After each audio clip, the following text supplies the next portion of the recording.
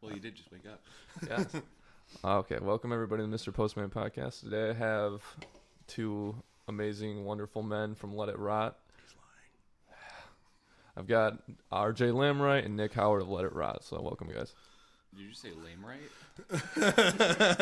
Yeah, what is your last name? Lambright. Shut up. I don't like that. I said Lambright for like 6 years. Wow. And now we're already talking about my last name. Awesome. Well, you can always get it changed. Mm. You can change it to something, better. I mean, that's not technically my real last name, That's badass. That's just an alias that I go by on the interwebs. Nice. Do you know my real last name? I don't think I do. Yeah? Wait, maybe I do. I don't know. Hold on, I've known him for like a decade now. I'm trying to think. Oh my Yeah. Do you, Mr. I do. I know I've heard it quite a bit. I just guarantee can't I've heard it. Fucking. So I know your real name, Yeah, which is? Roland, Okay, correct. Yeah, I did know but that. I can't remember your fucking last. I know I've heard it before, but I think I've mentally blocked it out of my head. It's Burgeon, so it's like... Yes, yeah. thank you. God damn, Budweiser did that to me.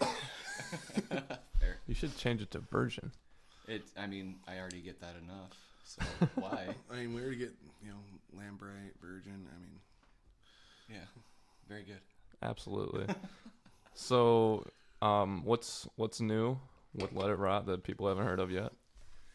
Well, we've got music video in the works. We've got a lyric video that we're going to be dropping here very soon. We are super stoked to be working on new music, probably a new song, maybe two coming out before the end of the year. Fingers crossed. Shit happens though, so we could push it off till the beginning of the year, but hopefully. That's always fun. Yeah, that's cool. Music videos are nice. It's super super hard to do them, but definitely worth it in the long run. We are learning how incredibly difficult it is. yeah, Yo. it was. Oh yeah, this should be easy. No problem. We should be able to do this. And then getting into the details of it was like, why the fuck are we doing this? This shit sucks. I've done, I want to say, I think 2 music videos, and no, actually, probably 3.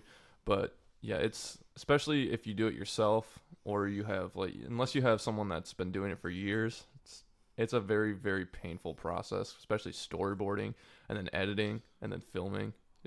It's tedious. Shit Yeah. can really suck. It's like getting the initial idea, because everybody has an idea of like, we should do this, we should do that, and that's where I find that difficult personally. Yeah. It seems like every time we try to storyboard it, there's something new, and it's like, god damn it. Where did this pink dildo come from? That was my idea. I will admit that was my idea. I will randomly just hide dildos in videos for the rest of my life.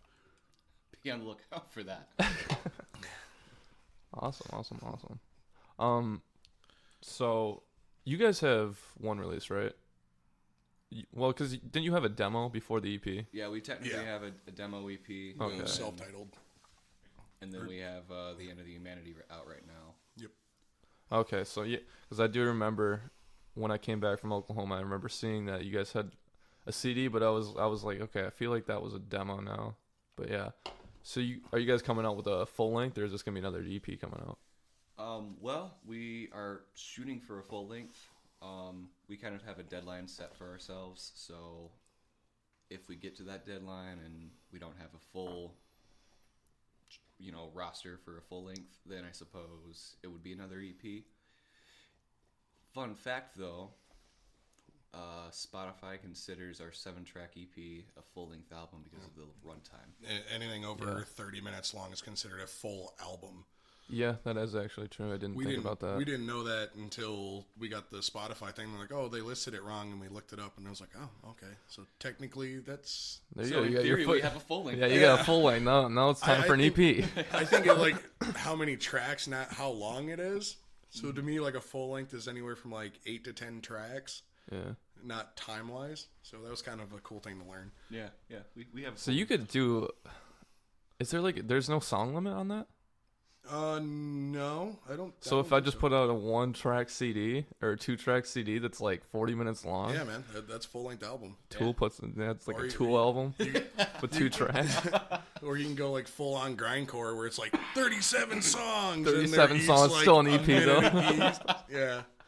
I remember we played with this band. I think it was called Night of the Living Tree People.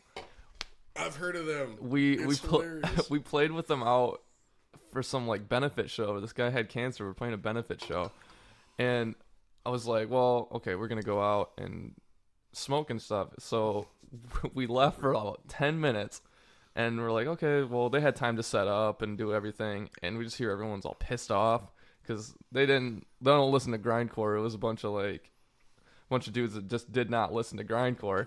So we get back and everyone's all pissed, and I was like, "What's going on?" And they're like, "Yeah, their set's done." I'm like, "Their set's done? I've been gone for 15 minutes." Dude, the 15-minute grindcore set, that's a long one. That is a long one. They must have been tired. I have never had the pleasure or displeasure of playing with a grindcore band, but I have listened to them just for a laugh. Like, how do you get like a 37-second song? I will never understand. Have you ever heard of Heavy Lolo? No.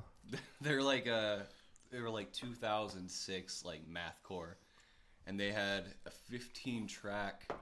I guess it would be EP because it was only about 15 minutes long. Oh my god. God, and oh no, I actually remember we played down in, we'll say it's Detroit. You know where the Nuclear Lounge is? Yeah. We played down there one year, and there was another grindcore band from like Ohio. I'm not sure where they're from, but they were from out of state. But like I was thinking that they were on tour, but they weren't. They just came up to Detroit to play, and they show up at 11, and this is after all the other bands had played, and they were the last band. And they're like, "Hey, you gonna stick around for us?" I'm like, "Fuck no, no They way." just showed up late as all hell. They just showed up late, and they wanted to get paid and everything. And I'm like, and we drove all the way from where the hell we were, like between Lansing and Grand Rapids, which is like a long 2.5, 3 hour drive. Oh. And they're like, "Oh, we don't have any money to pay you." I'm like, "Oh, okay." So that was fun. Yep. Those are always the fun ones when you get to drive, hour or so, and it's like, "Yeah, sorry, we can't pay you, dicks." Yeah, we went in a van too, like an old van, getting like Cozy. 0 miles to the gallon. You don't want that. Oh, what's going Makes me on think here? how much gas mileage does our van get? Like, I'm kind of thinking about that now. It depends on, I guess, who's riding in it. Yeah. If you throw Brandon and Kyle in, we probably get, about 15. Then when we throw the two Nicks in there, and we lose about 9 15. miles. Yeah. Man, that's gotta suck. Us going cross country in a van. Oh my god, I couldn't even think about that. I think I'd end up going like diesel. If we had to like rent a van to do something like that, I think I'd definitely try to get a diesel. Yeah, I think that'd A be little bit more smart. fuel cost, but the mileage way up. Way better. A diesel van? Yeah. Yeah, Why not an RV? I don't really ever see bands in RVs. I feel like the RV would probably get even worse mileage. Yeah, the RV is a lot bigger, a lot heavier. It'd be really comfortable. The aerodynamic, for comfort, yeah, the RV would be great.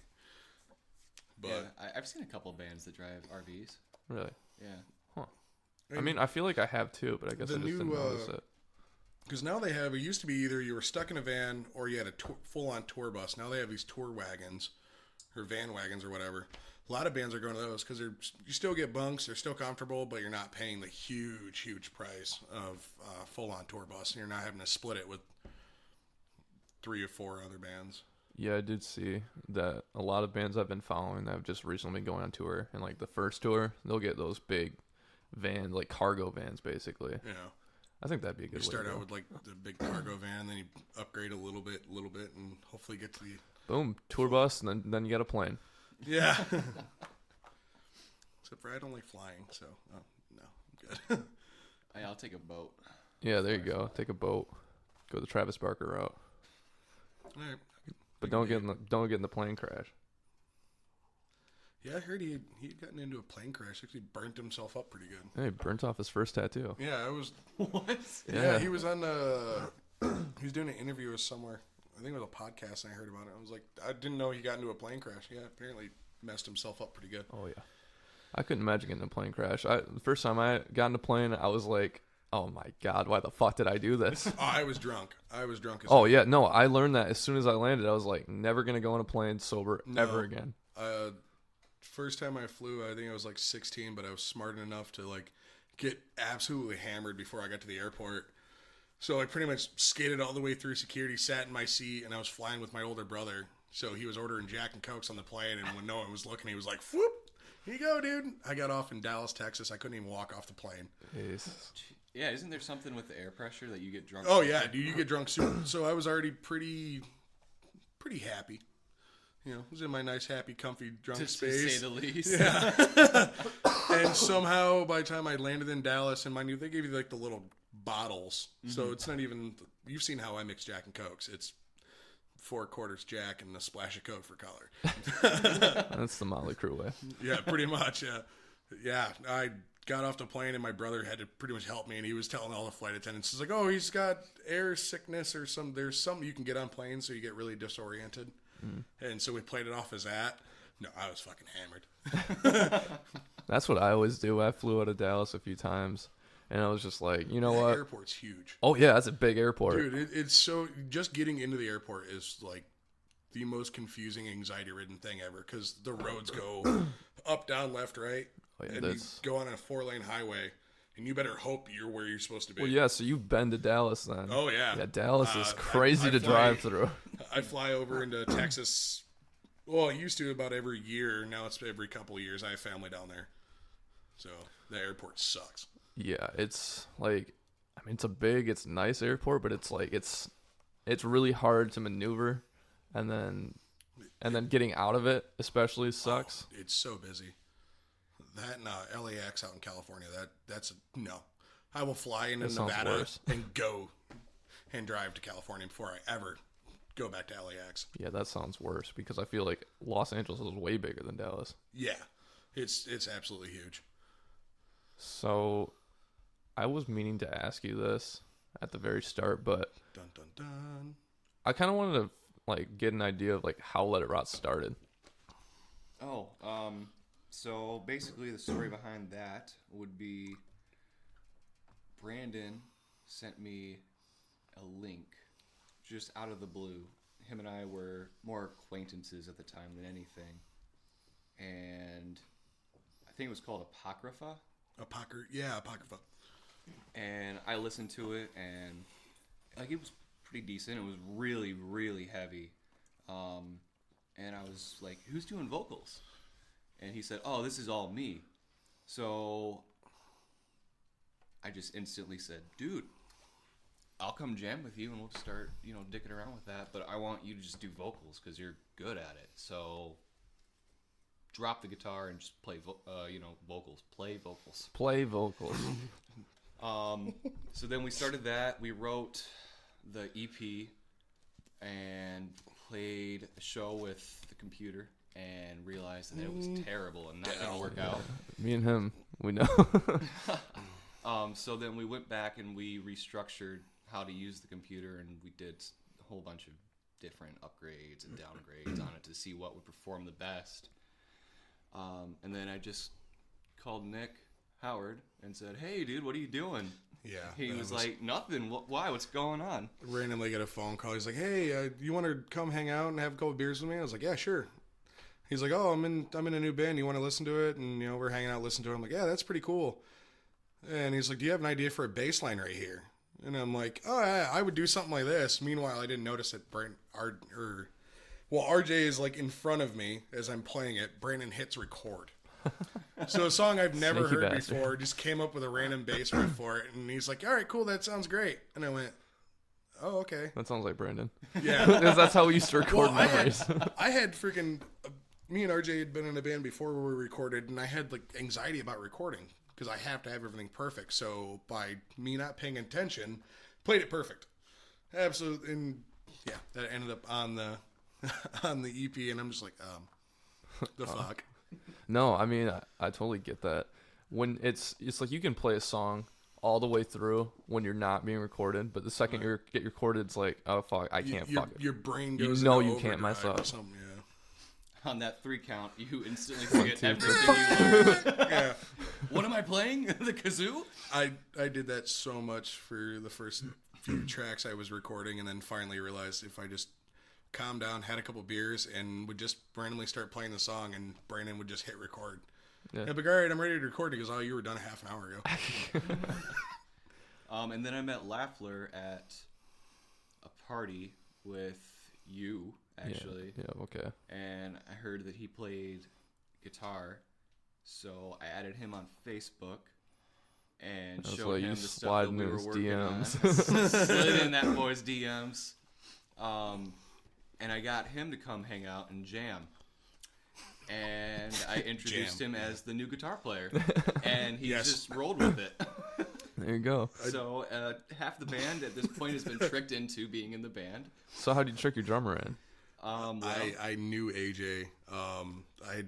Before joining Let It Rot, or knowing that I was going to join Let It Rot, I tried out for another band and then just realized I didn't have the time. And then apparently that band broke up, and I don't remember who messaged him or sent him. I think the it was link. Brandon that messaged him. Yeah, Brandon messaged him. He showed up for the practice, and it was more or less not even a practice. It was, hey, let's get to know you before you even load in your gear, because in my opinion, a band's chemistry has to be, right. It doesn't matter how talented you are. If you're an ego and one of those egomaniac guys and stuff, I don't want to be around you. It's not enjoyable. Yeah. He showed up and we kind of stared at each other for a minute, and I'm like, I know you from somewhere. And we started listing off like a dozen people we know in common. And I was like, oh, you were in a band before. I can't remember the name of the band now. He's like, yeah. I was like, yeah, I tried out for bass for you. He goes, oh, okay. And I'm like, yeah, he's in the band. And he's like, you guys haven't heard me play? I'm like, I have, and I say you're okay. And the next practice was him loading in his drum set, and we announced him. So he didn't even get to try out before it was, you are a member. Basically, we're a trap. Yeah. Yeah. It's like sticky glue. Like, boom, you're in. Don't come to a band practice. We will find a position for you. This band is cursed. Yeah, okay, so I wanted to go and see you guys, but it seems like every time you guys are playing, I'm busy. But Story of our lives. A lot of people are. yeah, that's everybody. Like, anytime you try to invite somebody out, I got to work that day. Yeah. But so obviously it's a lot different playing with a drummer. You feel like it's really helped a lot. Yeah. Yeah. Just yes. Yeah. Don't get me wrong, the computer thing was awesome, and it definitely got people's attention because we weren't going to let that stop us. We were still going to do what we were doing. But the positive response to when we got AJ was overwhelming, is the best way to say it. Yeah, it was crazy. Yeah. And we still use Dell. We still have like the backtracks and things like that we use him for. And we just recently started using in-ear monitors, so I mean That's got to be nice. Yes. I know we want to use those. They are fantastic, absolutely fantastic. How does that even work? Like, cuz I'm not familiar with that at all. So basically it's basically like we're still using the computer drummer. We have all of the backtracks going out of a left channel, and we have what we want in our ears going through the right channel, and we took all of the raw files off the EP, and we just listened to the raw files of the guitars, the bass, and the drums, and we all just play through that. So you guys have like, so if you wanted to hear like say his bass, would you have to mic it up or something to do that? No, we're basically just running. It's to really kind of simplify it. It's like almost listening to an MP3 of your song while you're playing. We went through, we added a metronome to it, and that's about the only difference is we're just listening to the raw file track. Okay, that's actually kind of cool. That's the easiest way to do it. There's more complicated ways, and especially if you go into, because we're all running off of one unit, and that's running 4 different wireless packs. Now, if you want to do like individual tracks, you'd have to everybody'd have to have their own unit, and it just gets super complicated. Because we're definitely looking into doing that too. I feel like it would definitely help. Yeah. Even with us amazing. all listening to the same thing, because you can kind of pick out like, oh, collectively, do we want to hear a little bit more drum and a little bit less guitar? So I know we've gone through and we've kind of, certain areas have gotten, more drum heavy than guitar heavy. So you can go in and just tweak everything but especially running off one unit, you really have to kind of be careful. So what do you guys think of? I always hear people, and since I've done this too, I guess doesn't really irritate me, but it's kind of like I don't really understand it. The people that kind of critique backtracking, because I've always thought that it has its place, especially with bands that have, say, like synth parts that don't have a synth player. I mean, you don't really want to bring in somebody else to play minor parts on like a few songs. I guess what I'm asking is, does that bother you the way people say that? Because I do see it a lot. I mean, the way that I look at it is when you're playing live, it's not just about, the music. You're there to entertain, Right. If people just want to hear the music, they can find it online. Whereas a live show, it's about interaction between, the band members and the fans and the people that are there. And we want to put on a good show, so we want to use the backtracks with, the creepy intros and the bass drops and all the little things that can, make it a special experience for everybody. Yeah, I totally agree with that. I mean, yeah, I feel like I'm pretty much on the same page with you. So, yeah. Very good. I'm sorry. I'm still really, really tired. Been a long week. Last night not last night. Yesterday I woke up, 4 hours of sleep, band practice and work, and then I got home. I'm like, okay, I'm gonna set my alarm. It didn't work. That did not work absolutely at all. Got like 4 hours of sleep the night before. Oh, that sounds like heaven. Would not recommend. I'll trade you. I got like 2 last night, and they came about 8 to 10 today. So 8 to 10.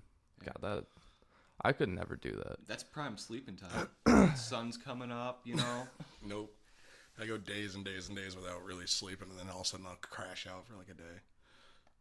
Right around that time where everything starts looking kind of funny, it's time to go to bed. Yeah. I still have that third shift issue.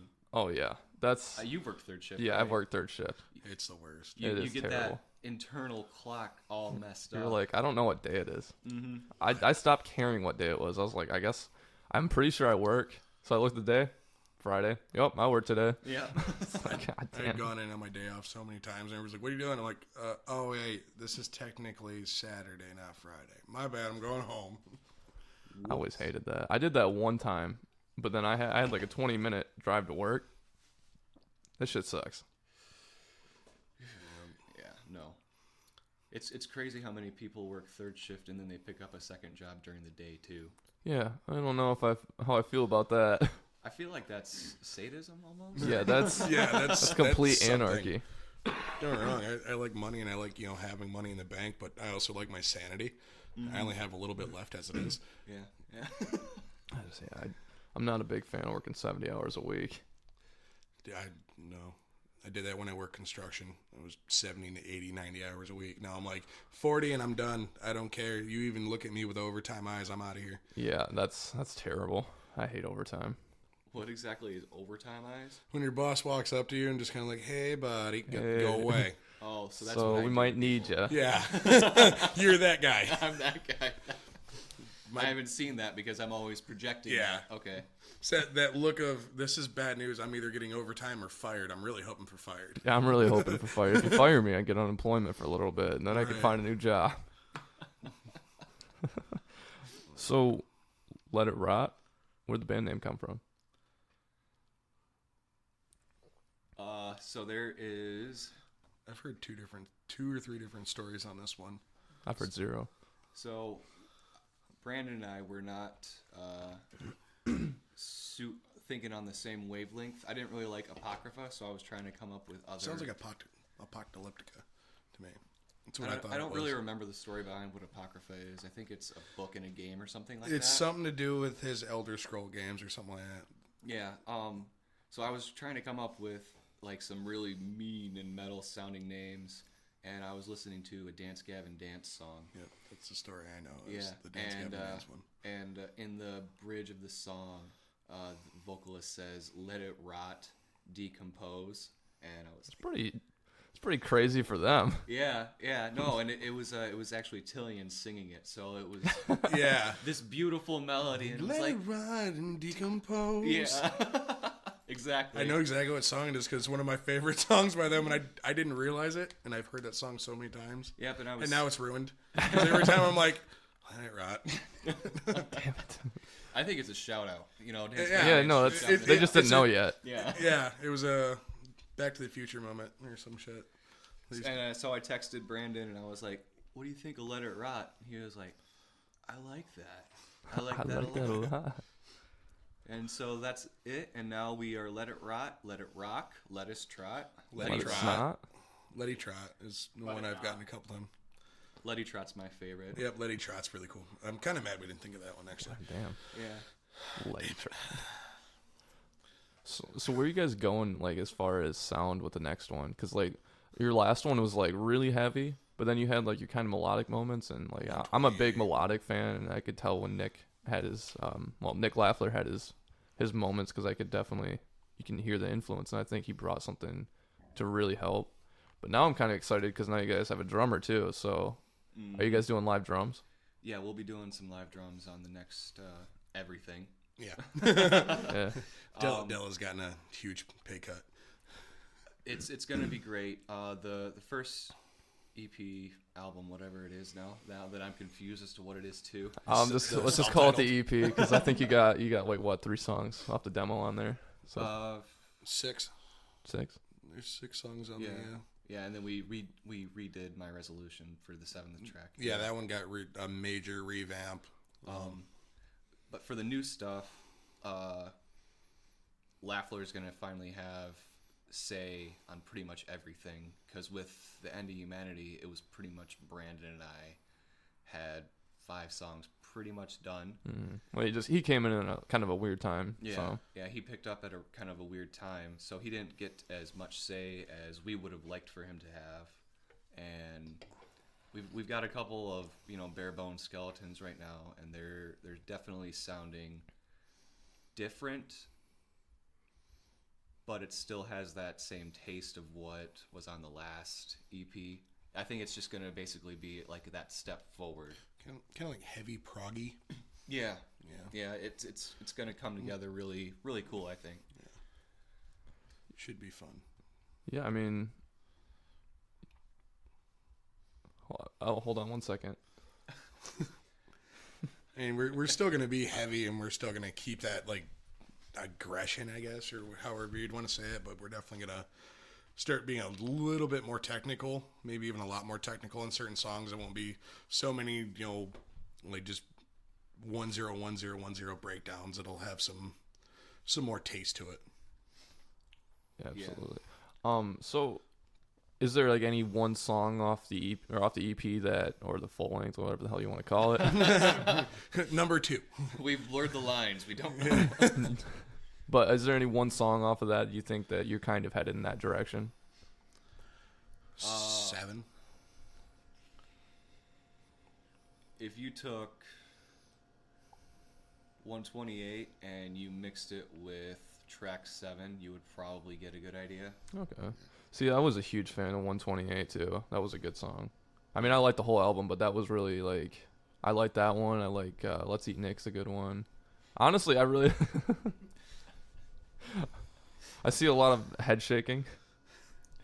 I don't know. Those are really great songs. Honestly, I love to hear them, but I kind of rushed myself on writing the bass lines for those, so they're really bare bones. I need to revamp them really bad. Well, you got more. You'll have more time to actually think about what's going into it now too. As long as we don't give ourselves like 5-month time to write it and put everything off for 3 months. Yeah, we're great at that. We are fantastic at that. Hey, I mean, I've been there. Everyone has their strong. But yeah, no, those two are Let's Eat Nick and 128 are really, really good songs. I like them a lot too. We were blessed enough to have Preston do guest vocals on 128, and he did a bang up job. That was awesome. Shout out to HOJ, my boys. Yep. Oh yeah, I was actually about to ask about Eli and him working with you guys. How do you feel like that really helped a lot? Oh my God. Eli yes. of what is his production thing right now? Well, it's not white management. Yeah, I know. which is what I wanted it to be. I still call it white management personally. Wait, man. And I will forever give him grief about that. I'm trying to something media. Should probably give him a shout out. He's gonna, if he hears this, he's gonna yell at us. So his company is called Mission Media Group, Yes, thank God. Yeah, if you haven't, go check that out right now. I couldn't remember. and do it soon. If he can get to 500 likes, he's gonna quit smoking. Yeah. Sweet, so he'll be. He puts it. He's got to put it at like an unmanageable thing. Like, if I get 5 million likes, I'll quit Right. smoking. Yeah, you would think, but no, 500. Okay. Right. I mean, I guess it's realistic, but from a smoker, you'd expect it to be something completely unreachable. Like, Yeah. I didn't get it. I got $4.99. I can't. Kind Can't of funny. quit. He's stopping smoking. I started smoking again. I'm No. gonna be frustrated if he gets to 500. I'm- That's how I'm paid when I play bass for HOJ. Is he gets me cigarettes. So now, yeah, you're just gonna be working for free. Yeah. Don't do it. Don't do it. Follow, no likes. Yeah, no likes. Yeah, no likes. everybody follow it. Why do I have 7,000 followers? I have 10 likes. No, working with Eli is honestly, it's been phenomenal. What he does, he's very good at. And he's not super abrasive to work with. Like certain people that I've tried working with in the past are, they're like, you're going to do this. It's, hey, we should, let's brainstorm. Let's get an idea of what direction you want to go and figure out how we can do that. And kind of handles us with kid gloves, but I'm not sure if that's because we're immature. He Certain genuinely cares, though. Yeah, he He wants to see musicians succeed. And he definitely does. He's got a lot of bands under his. I mean, he's got a lot. He was working with you guys. He was working with us, and then he was working with Highlight Reel, wasn't he? Highlight Reel. He worked with Assume Nothing. Yep. Laurentian Tides. And Yeah, I'm pretty sure there's even more bands that he's been helping. It seems like every time I talk to him, he's got someone new either he's working with or trying to work with. Mm-hmm. And And it's cool because with every band that he works with, you can just see the growth in like our local scene. oh yeah, I mean, there's a connection there that he's really started, that all these bands have been coming together, and it's just like, oh man, yeah, it's really, it's kind of nice. I'm not gonna lie, I was kind of nervous about it because I had no idea. Never really worked with like a manager or anything like that. So I was like, all right, see how this goes, and it was like, oh, this is super easy. I like this. And Yeah, talk to other bands. Well, he does do a lot of the work for you Oh, too. he does. Which I almost felt bad. I was like, God, I mean, I want to. Yeah. I mean, we didn't have that much of a plan either, and it was just kind of hectic at the time because we were trying to figure out finances, and then we were trying to figure out when we were going to release, and then half of it didn't end up happening, and then I was like, you know what, you can go ahead and just leave it, because it was getting so to the point where I just kind of felt like I was just wasting his time. I was like, I really don't care, but that's another thing, is you have to have a plan. Even with management, you have to have a plan of some sort, or it's just not going to work. The whiteboard of doom. Mm-hmm. Absolutely. You have to plan, and especially he will help you with that too, which is really nice. He helped us a lot. We have an entire whiteboard of like things that need to happen, things that are in the motion, and like dates that it needs to be done by, or like goals. And that was awesome, at least for me, and I know for a couple of the other members, is like, okay, this is what we want to do, and we need to achieve it by this time, because it made us more motivated to like accomplish that, instead of like, yeah, we'll get it done by November of 2035. Yeah, management especially is like, if anything, really helps you stay motivated. It's just Yeah. like, hey, you know, you have to do this. A lot of bands know what they have to do, but they are not going to do it. I mean, that's human nature. People just don't want to do shit. Or like wake up in the morning like, oh, I got a job too on top of this. A lot of people have kids. It's like it can get really hectic being in a band and not being motivated. Yeah. Especially, you know, when you have It's tough too because you can put in hours and hours of work, and it feels like you don't see anything coming back to you. You don't see any improvement on all of the work that you do, and it's tough. Yeah, it's especially tough when, say, your release date's like 6 months in advance. You're like, okay, he's got a press release for us. He's got, a bio written out for us. He's got all this stuff planned, and we can't do anything with it right now. And it's like, God damn it. And I think the worst thing is the waiting, and you're like, what if this doesn't work? Because there's a chance it might not. Mm-hmm. And that's even worse because, you know, you put out an album. Maybe not an album. Maybe you just put out a single and it doesn't do the way you want it to. It can get really, really hard to keep going because it's like, well, I put a ton of work into this and, you know, was it the plan? It's like sometimes it just doesn't work. Yeah. And, you know, I know we've definitely had that before, but you guys actually had quite a bit of success on, what was it, Order of the Black Worm? Yeah, I never could have imagined seeing 50,000. Yeah, you guys did a That lot was- on that. Yeah, it's We were watching the numbers for the first couple days, and we're like, okay, that's kind of what we expected. And then it just kind of kept going, and got to the point where I'm like, what? yeah, and then Spotify picked it up on 3 editorial playlists. Yeah, and that must have been real big. From there it just expanded and blew up, and I mean it's still growing. I mean, it's crazy to think about it. I mean, I know you guys hope that will happen again. Mm-hmm. I mean, I think it would be great if it happened again because, you know, I always love seeing, you know, Lansing bands take off, especially like my friends' bands take off. So I wouldn't say shocked, but I was like, okay, that's really cool. I was shocked. Getting picked up. I mean, I'm Not sure gonna you guys lie. were because I definitely would have been shocked if mine got picked up on something like that. It was when they put us on those playlists. It was kind of cool because we're like, all right, let's see who all's on these playlists. And we were expecting, I know at least myself, we're expecting bands that I'd never heard of on these playlists, not bands that I grew up listening to that are like some of my favorites that are on my daily playlist. And I'm like, I'm on the same playlist as them. Okay. I'm gonna go home and go to bed now. This day is over. Nothing could make it any better. Yeah, I completely forgot what I was talking about.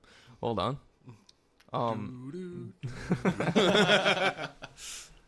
So have you guys seen a lot of fans come from Spotify into, say, like your Facebook page at all? Yes, and it is very crazy. There's been a lot of people that we have become friends with from out of state, out of country that have discovered us from Spotify. I've sent probably 7 or 8 of the physical EPs. I think I've sent 3 or 4 to Canada. There was one that I sent to Germany, and it's been crazy, and I've kept in touch with those people just because I wanted to know, you know, you paid us money. What did you think? You know, is it everything that, you know, are you happy with your purchase? And it's been fantastic. It makes me want to get out there to them and meet them and actually play for them live. So, I mean, I don't know about right now, but in the future, do you guys have any plans of touring? Oh yeah. Yeah, we're definitely planning on it, or trying to figure out a way to do it, even if it's just kind of a long weekend kind of thing, just kind of leaving town and seeing how, because we have great response in Lansing, obviously being Lansing area, and we've been out of town a couple times now, and it seems like we've had pretty good response. So it gave us kind of the idea of, well, what are they going to think about us in like Kentucky, you know, somewhere like that. Michigan's a very metal heavy state. Oh yeah, absolutely. So it's kind of trying to plan that out and trying to figure out what that would take, and we'd obviously have to make sure we at least made enough to fill the gas tank. Yeah. I mean, it's always nice to at least break even with out of state, or not just out of state shows, but even like far out of like 2-hour range shows too. Mm-hmm. Especially driving the freaking old bus. Yeah, exactly. The old bus. One thing though, to kind of go back to the Spotify thing, to touch on, that's cool, is it really helps us get an idea of where we're reaching the most too. Yeah, it's nice to have those analytics too. Yeah, it's given us kind of target areas that we want to be able to reach, because it's like we want to get to these people. Well, you know, we need to go to Germany then. 'Cause they're like all over our shit. Let's start with Chicago, maybe somewhere a little bit No, closer. I got family over there, man. I'm going to visit them. Well, I don't want to fly, so. Well, take the bus. Make a submarine out of it. Elon Musk it. Elon Musk it. I'll let you guys experiment with that when I'm going to get drunk and get on a plane. Well, if there's, little Timmy's trapped in a wall, we'll have Elon Musk build a submarine. Well, if you guys say John Wayne, I know where to go with it. Yeah, I've always wondered like what it would be like to go and tour like Europe. I mean, lots of bands do that. There must be a huge market over there for that. I'd be terrified, honestly. Yeah, over there it's way more of a metal-centric demographic than over here in the States. I know of Virtue's touring over there almost all the time. They're a Lansing local. That's kind of nuts too. Like, yeah. It's so crazy seeing an actual Lansing band get out and actually do stuff. Like Heart Six done it for years, but they're one of the few that got out of Lansing and was actually doing stuff. And now I actually start For seeing the more. Fallen Dreams, they're Lansing. Yep. They're the Lansing-based area. Even just Michigan I bands in think general too. Weren't they over in Europe not too long ago? Who? For the Fallen Dreams? Yeah. Yeah, it's like there's constant festivals over there. Oh yeah, I would definitely like to see that here. Mm-hmm. More festivals, because I was seeing I saw a video not that long ago of this guy was talking about how American festivals, especially like rock and metal festivals, they focus more on old bands. They're very nostalgic. Mm-hmm. Well, you got like Knotfest now. They bring in some newer bands. Ozfest has pretty much been the same lineup for the past 5-6 years. But they're, other than 1 or 2 different festivals, yeah, we really don't have any big like metal fest. Warped Tour's gone now, which is sad. I know. Yeah. I think it's kind of a nostalgia thing though for these like Red State, rock festivals. Yeah, I mean, and that's nice to have those. But I really would like to see from, people that put these festivals on, get some newer bands, even if they're not like small bands, like even Beartooth. I mean, they're fairly new. That'd be a really cool headliner. Mm-hmm. But I don't know. I mean, no offense to like Slayer or anything like that, but like not everybody is going out to see Slayer. If you're mixing like a lot of these big bands that really don't have the same audience. I mean, yeah, you're getting a big audience, and then sure the money's good, but I feel like if you look at EDM fests, they're huge because they're they stay. They're fun though. They stay very relevant too. Mm-hmm. They get new people in, and obviously there's other reasons that people go to EDM festivals. Yeah, I'm not sure what they are. I mean, I've heard of a couple different fun ways to have fun there. Never been to one of those before. it's something to do with the joints in your leg, right? Or Yeah, it's something. And a lot of lights. ibuprofen taking. something A about lot of those headaches, people I have don't know. arthritis. Yeah, They got to keep it on the down low. It's a shame. What's the deal with the glow stick stuff? Still can't understand that. Yeah, I don't know. Like, it makes no sense to me.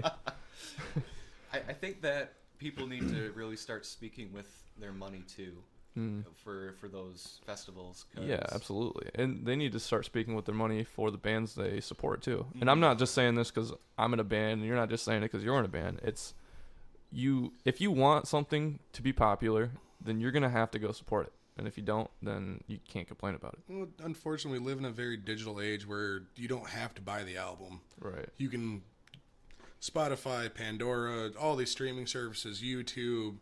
There's so many ways around physically buying an album. And then God forbid the whole downloading thing that still plagues everybody.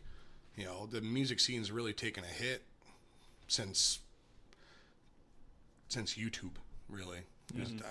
And I'm not gonna lie, I'm guilty of it. There's a lot of bands that I'm like, I need to go buy this album. Let me punch it up on YouTube real quick so I can listen to a couple songs, and then I forget. Yeah. It makes it easier to discover, but it makes it more difficult to really sell your product when. Yeah. And you make a little bit of money off of YouTube and Spotify and all that, but not nearly as much as you would if you were to physically purchase that. Yeah, absolutely. And I was thinking, like, there's obviously other ways to make money in a band, selling merch, selling tickets.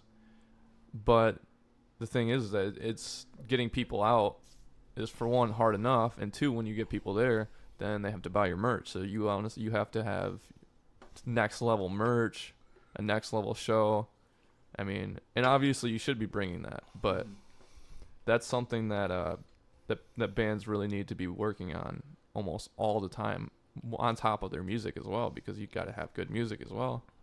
And yeah, because that's where the money is now. It's in merch. It is, and I think that you also need to every band needs to focus on community with their fan base. It's not just come to my show and I'm gonna play my set and then I'm gonna go get drunk with my band. It's hey, come to the show, we're gonna chill. I'll buy you a beer, we'll hang out. I don't think we really see each other much at shows. We're normally, we show up, we load in, and as soon as doors open, it's everybody gets pulled off, and we're hanging out with people the entire time, which is cool.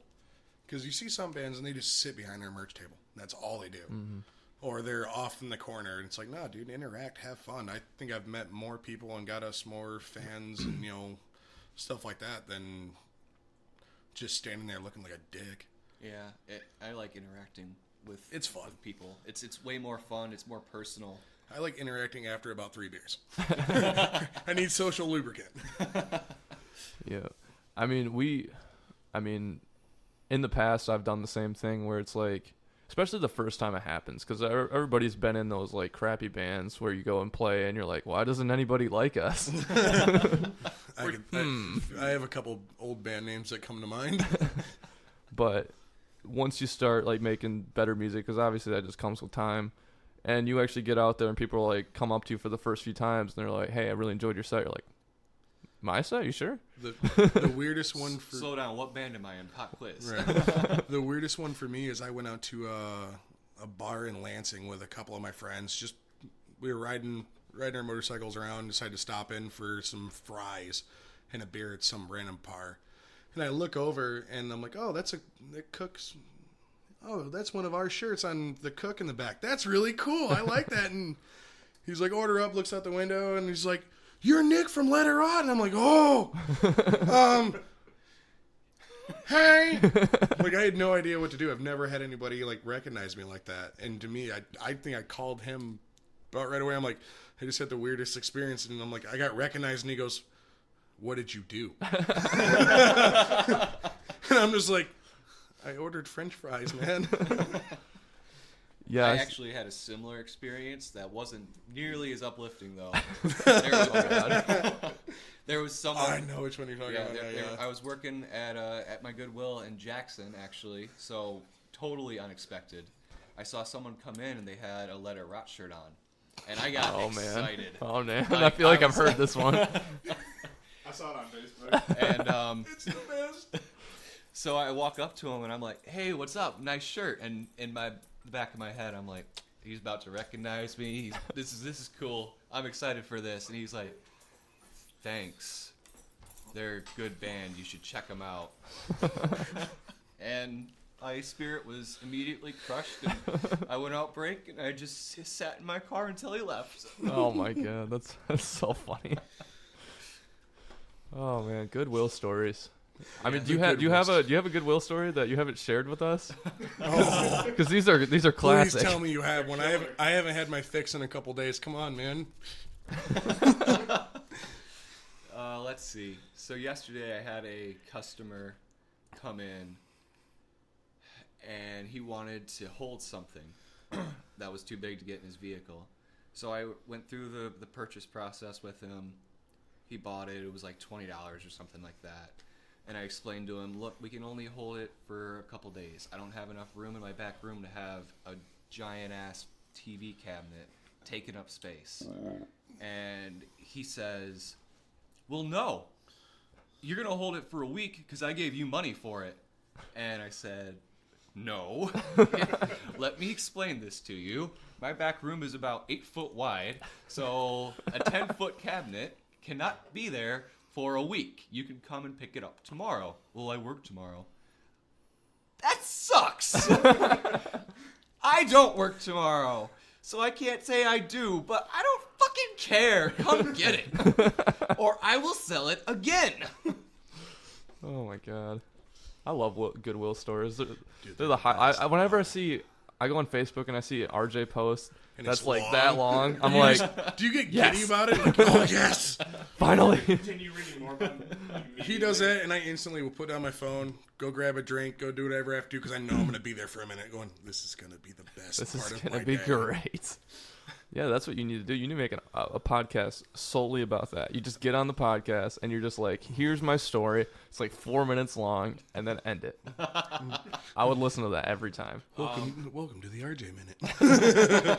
You got to do it in like the talk radio voice. In like an ASMR. Yeah, I'm trying to think of the radio station now, yeah. So another story that I've never told. I had a customer buy a couch. So he bought it, couldn't take it, so it sat in the back room for a couple days. So when you buy something and we hold it, you give me your number. So 3 or 4 days pass, and I'm like, I'm sick of this fucking couch. So I call him. He answers the phone, and I'm like, hey, this is RJ at Goodwill. I just want to know when you're picking up the couch. He says, what couch? The couch that you bought on the 3rd, we'll say it was. I don't remember the date. And he said, oh, dude, I totally forgot I fucking bought it. I'm out of state, dude. I moved out of state. I'm sorry. Oh my god. So, yeah. So I was like, okay, well, Don't drink in Goodwill, kids. that's all I can really do for you. So then he follows that up with, hey, can I get my money back? How much did I spend? So I said, if you want your money back, you're going to have to come into the store. So I don't know what state you're in. How much did I spend? And I'm looking at the tag. It was a nice leather couch. Like, someone didn't even sit on it when they donated it. And it was about $55. Oh my You didn't god. call me? And I need new I told him, if you can come in, I'll give you your money back. And he said, well, I'm in Georgia. Oof. I guess it ain't that big a deal. And just hung up. All right, I guess it's not that big of a deal then. Yeah, so I moved it to the floor and I sold it that day, and I got $110 for it. Okay. All right, there you go. Worked out in your favor at least. Sounded like he was rich. If you No. just forgot about it. If my memory is correct, this dude looked like the grungiest like Nirvana hippie fan. Oh, God. Paul Gibson. Oh my god. Paul Gibson. Shout out Paul. I miss that dude. He's cool. So, was it you guys went to Chicago once? Was that the train story or the third rail story? What the hell? With HOJ? Yeah, Yeah. I still haven't heard that story. The third rail. Okay. Yeah. So, I was with Heart of Jordan, playing bass for them in a Battle of the Bands in Chicago. And I think we had finished our set. Preston, myself, Drew, and a couple of fans that came with us wanted to go down to the gas station a couple blocks away to pick up some smokes. So on the way there, there is an overpass that has a train track on it. And I was a little tipsy at this point. It was probably about 11:30. And I decided I'm going to be silly and cross the railroad tracks and go all the way over. Instead of going underneath, I wanted to go all the way over. So I walk across it, and I get to the edge of the tracks, and I realize, oh, there's not a hill to go down. I'd have to fucking jump. Oh my god. So then I have to walk all the way back around. So I don't realize anything's going wrong at this point. We get back to the venue, and I walk up to Mojo, and somebody had already told him the story. So he grabs me by the shoulder and shakes me, and he's like, "You stupid motherfucker!" And this has scared me because I don't know what he's talking about. I'm like, I played the set fine. I don't know what I did wrong. Why are you yelling at me? And he says, "You crossed some train tracks, and you could have stepped on the third rail, been electrocuted, and died." Oh my god. And I was like, "Oh, I'm sorry, Mojo. I didn't know." And he's like, "I lost a friend because of that. I don't want to lose you too." Oh my god. And then I instantly started to almost well up with tears because I was like, "Mojo likes me." And then he went on the radio station and called me a dumbass. So I got every set of feelings from that story. I remember hearing the audio clip of Mojo calling him a dumbass, and I was dying. For Wait, about is a there good an 2 audio minutes. clip of that? I'm sure there is somewhere. Well, I mean, obviously somewhere, but do you have it? I don't No, have I it, Oh, don't. man. no. No, I would really love to hear I it, think- Mojo. I think Brandon may have had it or something like that. I'm sure. I remember hearing it while you were out of town. I will put some money on Preston or somebody in Heart of Jordan recorded that interview. That's what it was. Because it was Eli and Eric on the air with them, and Mojo just goes on this tangent about me being a dumbass for crossing the third rail. I just remember seeing that on Facebook for like 2 weeks straight of just Mojo talking about it. I'm like, oh my god. Yeah, it was relentless. How do you feel? You're a small person or a small celebrity in Lansing just for that. Yeah, I was called a dumbass on the radio. That's good. You Bringing want awareness for the third rail. I could think of about a million better things to be called on the radio. you'll see a fan. They'll be like, oh my god, it's RJ, and be like, yeah, I'm in Let It Rot. Like, no. You're the dumbass that crossed the third rail. You're the third rail guy. With a Let It Rot shirt on. They'll be like, who the fuck's Let It Rot? I have had good fan experiences though. Oh, really? Okay, let's hear about those. So the most recent one that I can think of, we were playing at Papa Pete's at the No Deception release show 2 weeks ago. Was that 2 weeks ago? That was last week. I don't know. My days blur together. Wait, Yeah, I think it was last It was the week. day after the fall. fuck, what the hell's today? Oh yeah, it was last week, wasn't it? Oops. Yeah. I'm like, Um, wait a minute. And we're playing our set, and I see 2 or 3 people come up right smack dab front stage, and we start playing Order of the Black Worm. And obviously there's no like singing in that, so it's just screaming, so you wouldn't expect them to know the lyrics. Mm-hmm. And these 3 chicks and these 2 dudes are just sitting there mouthing the words right back at Brandon. And I'm just looking at it like, this is so cool. I just want to hug you guys. The first time that happens is like, what the hell? How do you know my music? Where did you... Who are you? What sorcery is this? Who sent you? That is really cool, though. I never get those experiences. I always get like creepy stalker people. Didn't you get groped? Which time? Which time? No, this boy. dead serious. Which time? The most recent one? Yeah. That was the For the Fallen Dream show. Yeah. I kind of sort of made it look like I jumped off stage when I fell.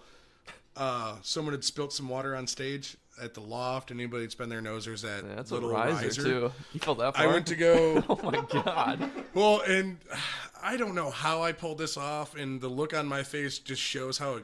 Someone has a photo of it. I think it's in the. I'll see who has it, but you can see my face just go because I went to go stand up there, and I kind of jumped and went swoop, and yeah, it was bad. I landed on my feet and just kind of sat there like I'm a ninja. I did it.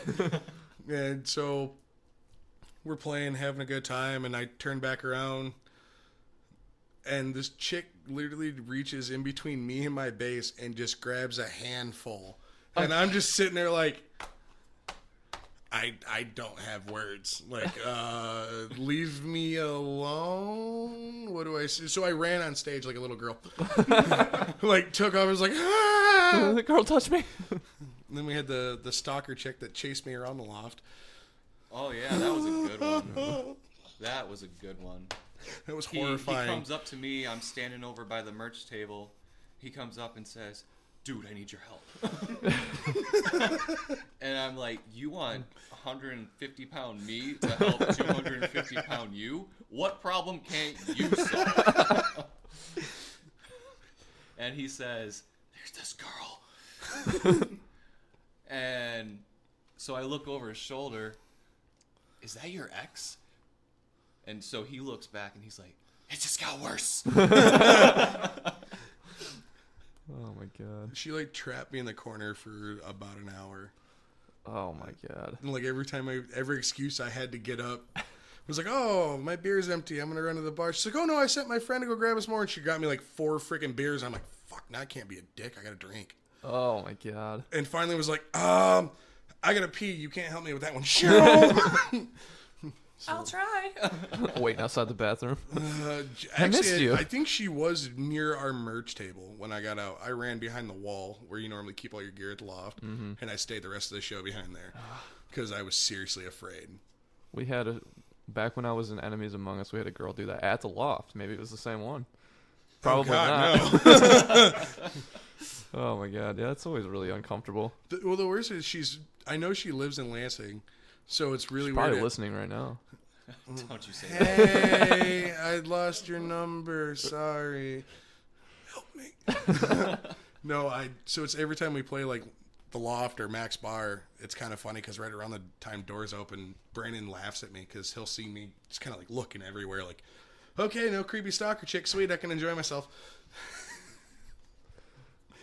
Something about when like just weird women think that it's okay to fuck with me, I guess. I think RJ pays them too. Well, think it's yeah, what it I is. could see it. I'm gonna have to like start asking him the questions after I get groped and held captive. It's funny. I think that you pay people to fuck with me at my job, so. See, that's at least funny though. Stay away from my bank statements. I would never do that to you. You're my friend. You know, that's a good idea. Maybe I should start paying people to do that. It's funny. $25 will get you a long way. Great. I'm gonna have to quit. I'm gonna have to quit. I'm gonna have to get a new name, Third last name. third last name. Ugh, so how long do you guys have? Huh? I said, how long do you guys have? I've got about an hour I can do.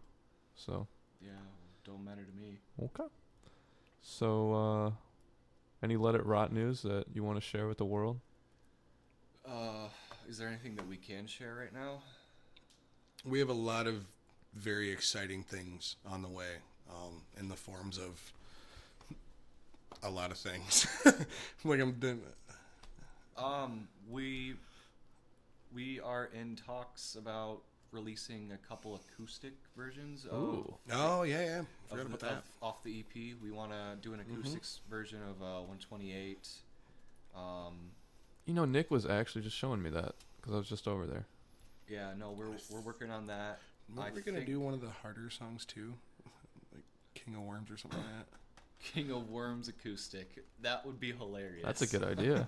That would be kind of Actually, that'd be kind of funny. Yeah, It would be. I would like to do that, honestly. I think that'd be fun. Yeah, King of Worms could probably Lounge turn cover? out pretty good. Yeah, lounge cover. That'd be Get awesome. yourself a like grand piano. So we want to do an acoustic song or two. If Preston's listening, hopefully he'll do his part on 128 with me. Hopefully I guess I can't really talk about that. You know, there's so many things, but it's like, I'm picturing Eli hitting me with a bat. you have that same image? Yeah. Like I'm imagining Eli standing like right here, just like ominously looking down, like, Bitch, what you gonna say? Watch Don't do your it. words. Don't do it. What you gonna say, bitch? Like, if anybody that knows Eli knows, he's a very intimidating statured person. Nicest guy I've ever met in my life, but you look at him from afar and you're just like, nope, not today, Satan.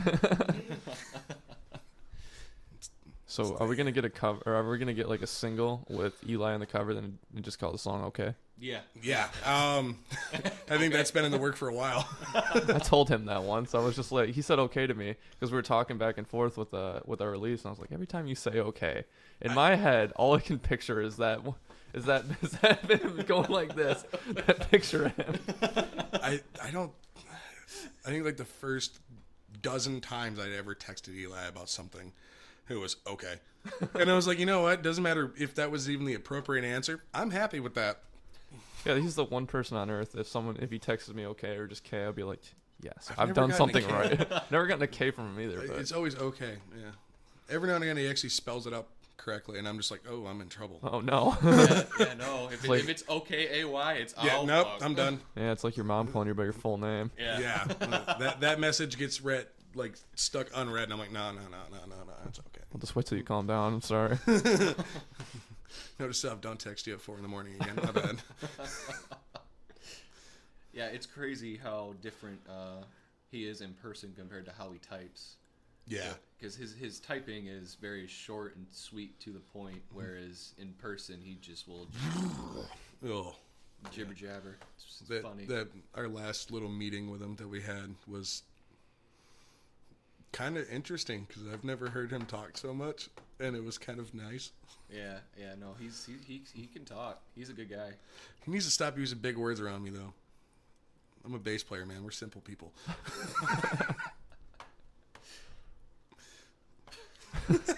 I don't know what to say to that. I can't. There's I win. no way. There's out. no words.